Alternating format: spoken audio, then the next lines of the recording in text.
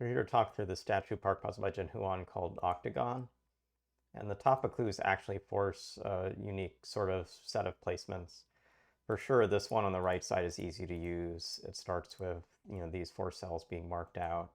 This 1 cell is going to be added to 2 or 4 more, but it's not going to be able to like join all the way over to here, because in doing so it would gain 4, but gain 1 more and be larger than a pentomino.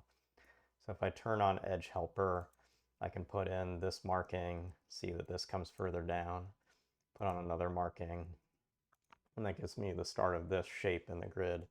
Another cell coming up here. Another thing we can do it right at the start is recognize that while these like 1, 1, 3, and 3, 3 clues have certain patterns, notice like a group like this is normally pattern. This has a statue park rule, so the white cells don't allow this kind of shading. You need to be able to escape through the grid, which means that the unused cells are up, down, or left, right around this. And same thing here. Let's imagine I didn't take this and I had this kind of packing there. Well, there are different reasons this fails. This would be a 3 plus a 3 sort of forced hexamino, but it also leaves this cell stranded. And so before we do anything else in this puzzle, we can mark this shading around these groups. And I think this is one of the key steps that people may miss, is that the Tapa rules with the statue park connectivity force some things. This is now 3 plus something, and if we're 3 plus 3 would be too large, so this closes off. This is now still 3 plus something, but notice this 1 is always going to join to this group. So if this and this connect, we form hexaminos again. So instead this has to be vertical. We get a U formed pretty quickly. We get something over here, which is going to be, looks like an L or an N, and an L or a Y over here.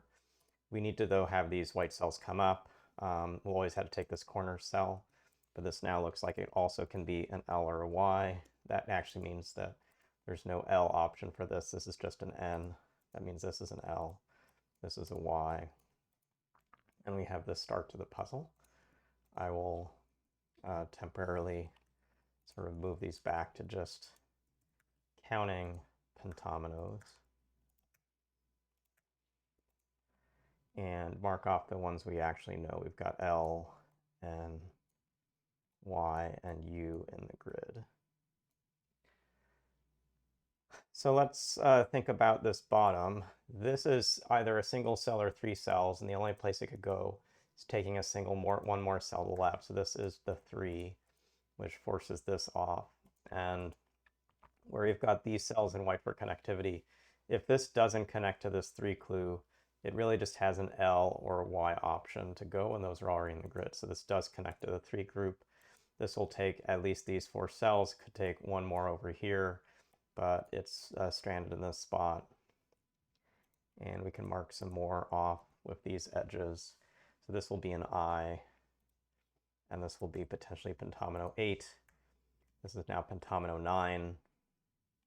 And we should see that we're getting to some constraints where if 8 now is an I, what is actually possible for this 4 shape? It can't take 4 more in a row because the I is actually now specified. So this has to turn and fit into a 3 by 3 box. So it could be a T or it could be a V. It always has to take this cell. And putting it in, we're going to see that this 5 group always is forced over, and that means this 4 is forced to be a T. So we now have that, and we have something that is a P or an F for this shape. The reason, though, I was putting some of these numbers in is we're now approaching a critical moment in the puzzle where we're going to have just 12 pentominoes to place. And we should see that there are no more pentominoes that can have 2 single cells as part of this. Like this was one way originally, you could have 2 that join to this. So there is potentially this known cell and this known cell, but there's 1 more known or unknown cell around this. It can join into this shape, but it can't join to the 4. So whatever this single cell is, and I'll just leave it here. Let me just mark it like this. We'll leave it like here or here. We'll put it even in another color so it doesn't look the same. There's a 10th here that's going to join potentially just to the 1. That means there's a group around this that's going to join to the 4. And that means there'll be a last group around the 1, 3 that can be the 12. And that will be it. There's actually, it won't be able to be any more places for pentominoes to go. So all the remaining clues will have to connect. So for instance, this 4 will join with this 1. is one thing that forces. So actually where I wasn't sure which order these would be, 4 wrapped around a group with a single cell coming from above, that could be an F, that could be a Z. And I think what we can do is mark this in the grid with these edges off. And not yet know exactly for sure what the 12 will do. But now that we sort of have what are the pentominoes, and alongside this we actually know that we take these, because we need to spend down these 1 clues with existing shapes. What we have to do though is still fit in some of these other shapes. We've got a PF option, this is a V or a P, this is an F or a Z. So PF, V, Z are used. W's got some choices, like W could even be the one that's over here. It can be the one that's over here. It can be maybe what the 12 is doing. Our friend the X, though, is pretty problematic. The X can't be around this 1-3 clue because it would collide with this. It's not the 7, it's not the 11, it's not the 9. The only thing it looks like it can be is this 10 clue. So how do we make an X that also takes 1 cell here? Well, it's this X. The corner of this and the corner of this are the only ones that work, so this is known for sure. Get the X into the grid. That now marks this off, so marks this in. That means if this is the F or Z, it takes one of these 2. Notice then that if this is here with like 12 over here, taking all those cells, it strands the upper left corner of the grid. So this cell is not usable for the 3 in a row.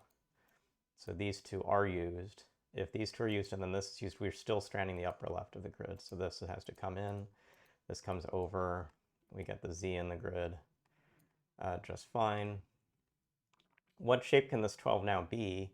Well, it can't collide with this 7 clue at all. And that means it has to be a P.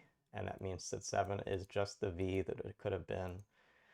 5 is now just the F. So we have all the shapes in the grid except the W. So to finish this puzzle, we just have to make 9 into a W and see that we've actually specified all the pentominoes and left everything connected. So an interesting puzzle in different ways. It started by really seeing how the Tapa clues and the statue park loops put some constraints around the 1-1-3, 3-3, and 1-1-3 down here to get started. We really got all the right side pentominoes defined, but then had a limited counting constraint that worked on the left side of the grid to place these last ones that we were using. So hopefully some different things you could learn through watching this video, including how to combine the Tapa rules with, say, like up, down, left, right sort of exits. These exit rules around clues to make the Tapa clues connected were the key considerations in this puzzle. So thanks for watching this video, and we'll see you again soon.